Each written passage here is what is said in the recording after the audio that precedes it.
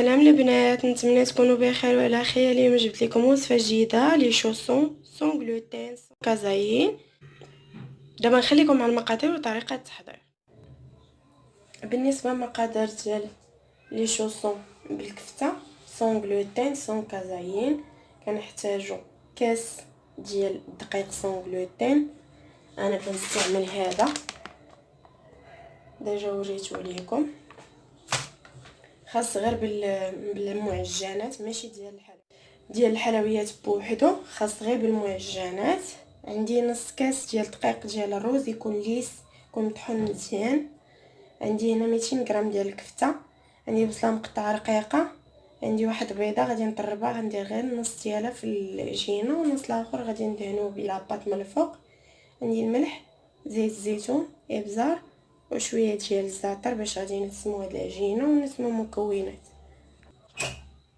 عندي شويه ديال الخميره ديال العجينه، وعندي معلقه صغيره مع عمرج ديال العسل.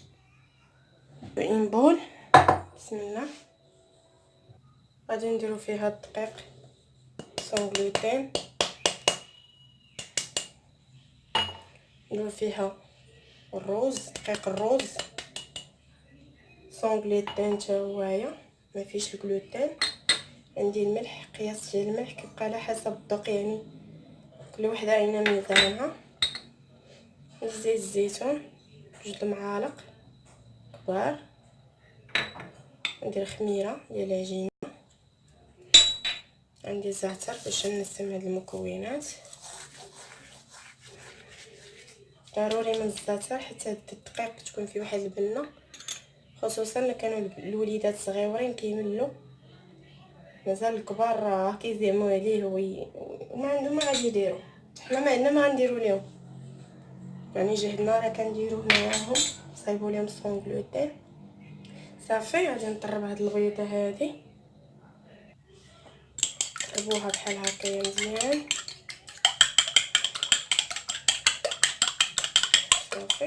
غادي نخوي النص صافي، نخلي غير هاد شويه بحال هكايا غير باش ندهنو من الفوق.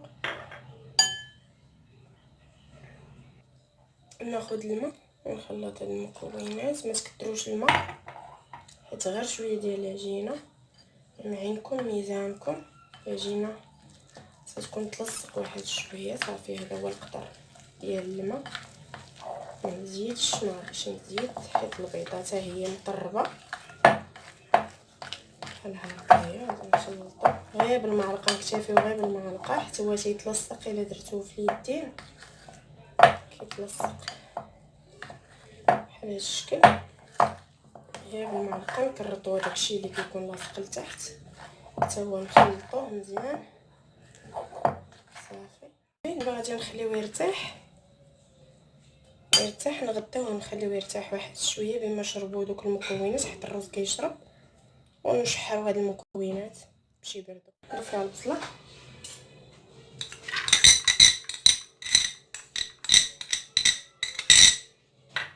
نزيدو عليها زيت الزيتون، نزيدو عليها واحد القريصه ديال البزار ماشي بزاف، غير راس معلقه غير قديتها هكا. نزيدو عليها الملحه كتبقى على حسب الذوق، يعني عينك ميزانك في الملح. نزيدو عليها شويه ديال الزعتر، نحكوه مزيان باش يعطي واحد النسمه زوينه. نخلطوا هاد المكونات ونديرهم في البوطه يتشحروا. هاد البصله هادي نزيدو عليها الكفته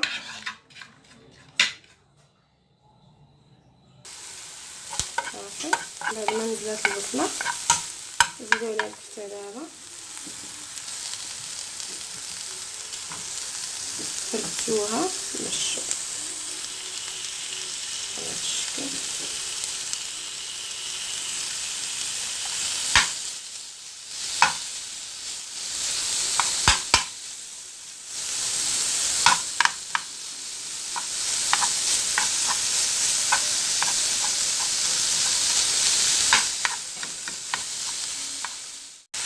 من بعد ما تشحرات لنا الكفته صافي، هي كطيب الكفته ما كتاخدش وقت. غنطفيو عليها ونخليوها تبرد.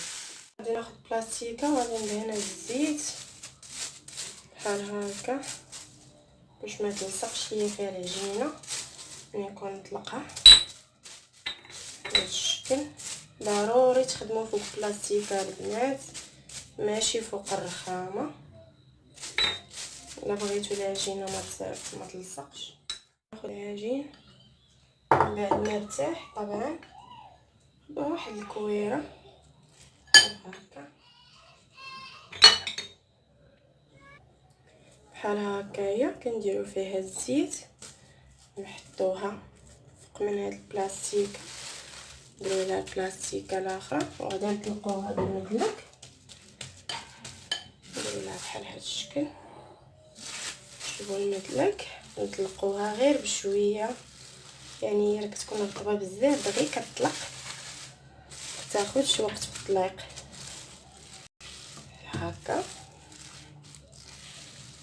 ما تطلقوهاش رقيقه بزاف يعني تكون بين وبين.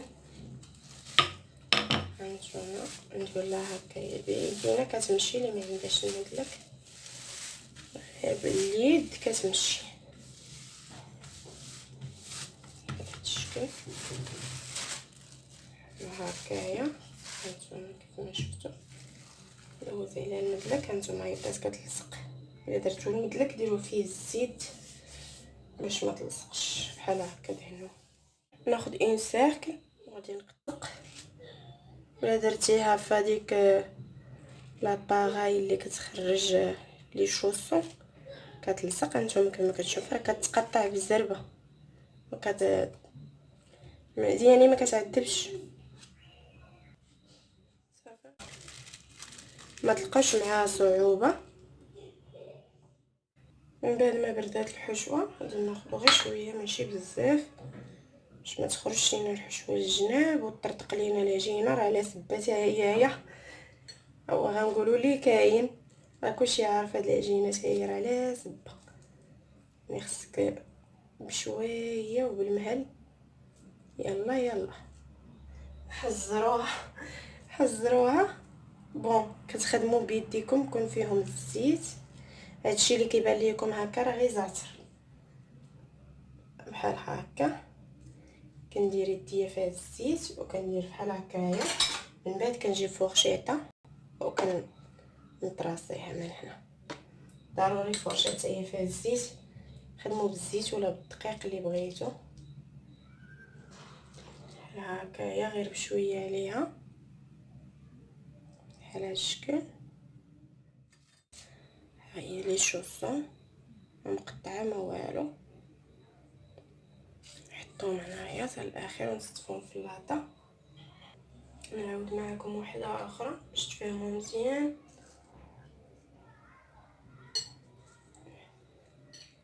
شوفوا الطريقه كيفاش كتكون ديما الزيت باش نهبطوها. فرشيطه حتى هي ديما تنديروا فيها الزيت ونديروا لها هكا غير نطراسيوها. اما هي راه اللصيق راه كتلصق ماشي بحال لي شوسون الاخرين كيتحلوا ولا لي شوسون.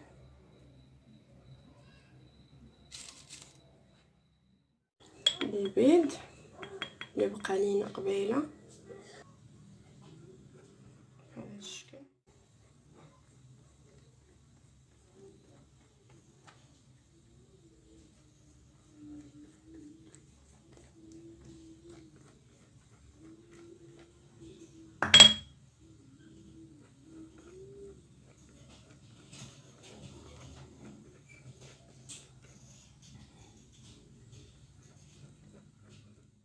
باش من يتنفخوا ما يطرطقوش لينا وندخلهم الفران. هذا هو الشكل النهائي ديال لي شوسون ديالنا كيجيو محمرين واخدين اللون الذهبي ديالهم. الا بغيتو تحمروهم اكثر من هكا يمكن ليكم. انا خليتهم اكتفيت غير بهذا اللون هذا باش نديرهم في كونجيلاتور يعني فاش كتعاودي طيبيهم كتزيدي عليهم التحمار. الى عجبتكم الوصفه ديال اليوم ما تنساوش ديروا جيم لا فيديو. البنات اللي دخلوا جداد ديروا ابوني باش يوصلكم ديما الجديد.